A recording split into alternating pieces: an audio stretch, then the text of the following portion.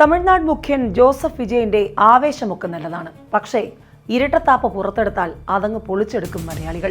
അണ്ണൻ കളിയും മാമൻ കളിയും ഒക്കെ തമിഴ്നാട്ടിന് മാത്രം പോരാ, കേരളത്തിലുമുള്ളത് മനുഷ്യർ തന്നെയാണ് മുഖ്യ.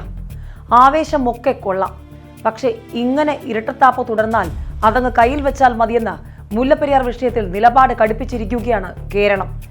ബജറ്റിൽ ജലനിരപ്പ് ഉയർത്തുമെന്ന് തമിഴ്നാടങ്ങ് തട്ടിവിടുമ്പോൾ ഇങ്ങ് കേരളത്തിൽ ഒരു ജലബോംബിന് കീഴിലാണ് മലയാളികളെന്ന് വിദഗ്ധരടക്കം നൽകിയ മുന്നറിയിപ്പുകളും പഠന റിപ്പോർട്ടുകളും ഒക്കെ കേട്ട ആശങ്കയിലായ ഒരു ജനതയെ വിജയ് സർക്കാർ കണ്ടില്ലേ? നിങ്ങളുടെ അടക്കം സിനിമകൾ വൻ വിജയമാക്കിയ ഒരു ജനത ജീവനും കയ്യിൽ പിടിച്ചു നിൽക്കുമ്പോൾ ഇത്ര ലാഘവത്തോടെയാണോ ഈ ഒരു വിഷയം കൈകാര്യം ചെയ്യേണ്ടത്? ഒരു ചർച്ച പോലും നടത്താതെ അങ്ങ് പ്രഖ്യാപിക്കുകയാണ് ഞങ്ങളങ്ങ് ജലനിരപ്പ് ഉയർത്തുമെന്ന്. കാവേരിയും മുല്ലപ്പെരിയാറും തമിഴ്നാടിന് വലിയ വിഷയമാകുന്നത് പോലെ തന്നെ കേരളത്തിനും കർണാടകയ്ക്കുമൊക്കെ ചോദ്യങ്ങളുണ്ടെന്ന് അറിയണ്ടേ വിജയ് CMA? ഏതായാലും കേരള സർക്കാർ ഈ വിഷയത്തിൽ നിലപാട് പറഞ്ഞു എന്നതിൽ ആശ്വസിക്കാം. തമിഴ്നാടുമായി മുഖ്യമന്ത്രിതല ചർച്ചയ്ക്ക് സാധ്യത തേടുമെന്നാണ് മന്ത്രി മോൻസ് ജോസഫ് വ്യക്തമാക്കിയിരിക്കുന്നത്. സംസ്ഥാന സർക്കാരിന്റെ നിലപാട് വ്യക്തമായി പറഞ്ഞിട്ടുണ്ട് എന്നുള്ളതുകൊണ്ട് തന്നെ ഡാമിന് താഴെ താമസിക്കുന്ന ആയിരക്കണക്കിന് മനുഷ്യരുടെ നീറുന്ന ചോദ്യങ്ങൾക്ക്, ആശങ്കകൾക്ക് ഉത്തരം കിട്ടുമെന്ന് പ്രതീക്ഷിക്കാം.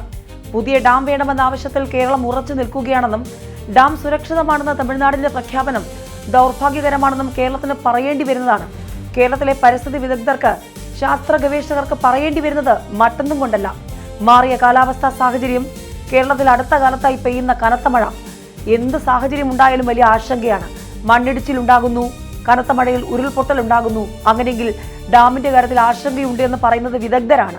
അപ്പോൾ അടിയന്തരമായി തന്നെ നടപടികൾ ഉണ്ടാകണം. ഏതായാലും മുൻകാലങ്ങളിൽ തന്നെ എല്ലാം വ്യക്തതയോടുകൂടി കേരളം അവതരിപ്പിച്ചിട്ടുള്ളതാണ്.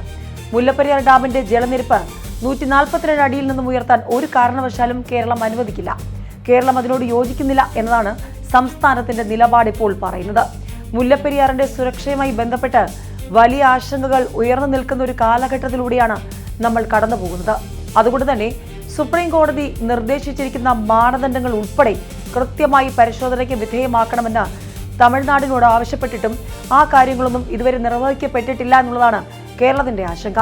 ഡാമുകളുടെ സുരക്ഷ പരിശോധിക്കണമെന്ന ആവശ്യം സുപ്രീം കോടതി മുന്നോട്ട് വച്ചിട്ടുണ്ട്. ഇത് ഡിസംബർ 31 മുൻപ് നടക്കേണ്ട കാര്യവുമാണ്.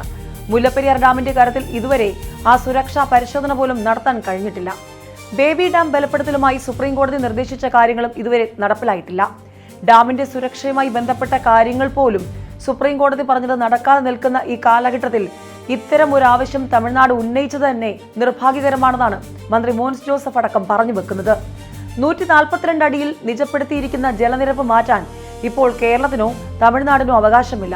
രണ്ട് സംസ്ഥാനങ്ങൾക്കും സ്വീകാര്യമായ നിലപാടുകൾ സുപ്രീം കോടതി പരിശോധിച്ച് തീർപ്പുണ്ടാകണമെന്ന് തന്നെയാണ് കേരളത്തിന്റെ ആവശ്യം. തമിഴ്നാടിന്റെ ബജറ്റ് പ്രഖ്യാപനം വന്ന ശേഷം മുഖ്യമന്ത്രി VD സതീശൻ അടിയന്തര യോഗം ചേർന്ന് സ്ഥിതിഗതികൾ വിലയിരുത്തിയിട്ടുണ്ട്. മുല്ലപ്പെരിയാറിൽ പുതിയ ഡാം നിർമ്മിക്കുക എന്ന് തന്നെയാണ് കേരളത്തിന്റെ ആവശ്യം.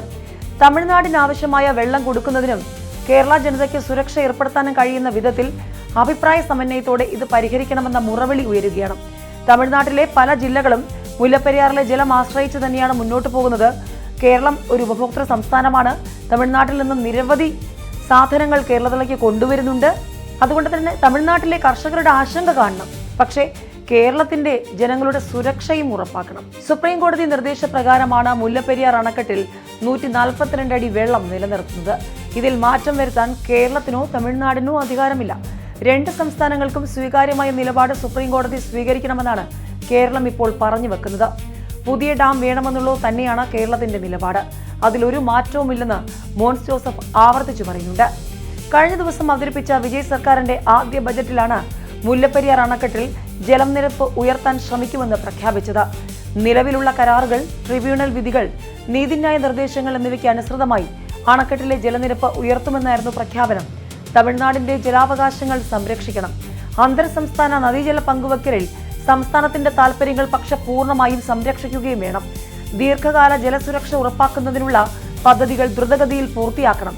അങ്ങനെ ഒരുപാട് കാര്യങ്ങൾ മുന്നോട്ട് വെച്ചുകൊണ്ട് തമിഴ്നാട് സർക്കാർ രംഗത്ത് വരുമ്പോൾ കേരളത്തിനും ഒരുപാട് ചോദ്യങ്ങളുണ്ട്, നീറുന്ന ഒരുപാട് ചോദ്യങ്ങൾ. ആ വിഷയത്തിൽ കൃത്യമായി നടപടി വേണം, നിലപാടുണ്ടാകണം.